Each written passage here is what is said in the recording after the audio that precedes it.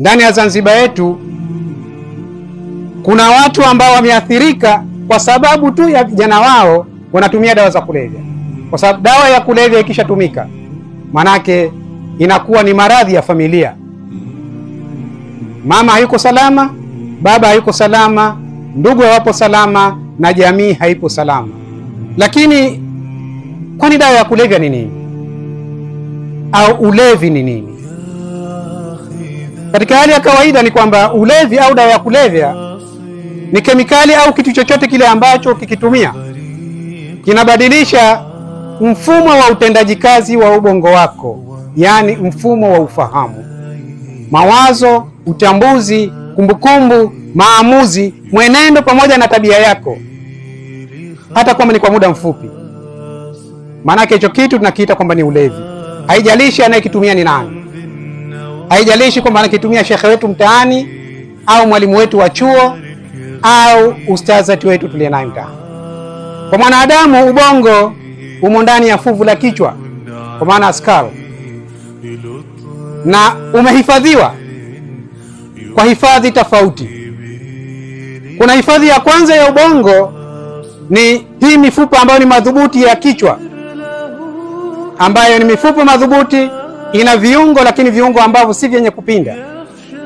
Viungo vya fuvu la kichwa inaita sutures. Hii ni hifadhi ya kwanza ya ubongo. Lakini hifadhi ya pili ya ubongo ni kwamba Mungu kwa sababu ya uungu wake, lea ya kati na lea ya chini. Wataalamu madaktari walioondoka ukiwauliza, wanakuambia kuna outer dura mater, the inner pia mater and the middle arachnoid mater. Yaita cerebrospinal fluid. Ni maji ambayo yanapita kwa ajili ya kwamba ubongo seli zake zinatakiwa muda wote ziweko maji, ziweko moisture. Kimwi vinapatikana katika maji yaliyomo katika mwili, ikiwemo plasma, damu na vitu vingine ambavyo vinapatikana katika mwili, sio? Kwa hiyo kuna mfumo maalum ambao Mungu ameweka.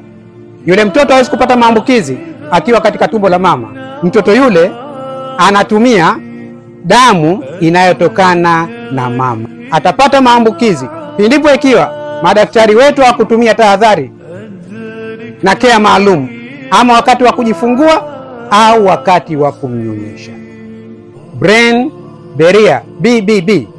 Huu ni mfumo maalum kama chujio au chungio, ambao inazuia zile kemikali za sumu za vitu vingine visiingie katika ubongo wetu mimi na wewe. Na hapa ndipo ambapo yanatokea yale mabadiliko ya hisia, fikra, mawazo, utambuzi, kumbukumbu, maamuzi, mwenendo pamoja na tabia yako, ijapokuwa kwa muda mfupi. Ikiingia katika mwili wa mwanadamu, target organ ni kiungo kinachoitwa ubongo. Haijalishi kumuona mtu amelewa anapita barabarani anayumba, au sio? Si tunamwona anapita barabarani anayumba, haina maana kwamba miguu yake ina tatizo.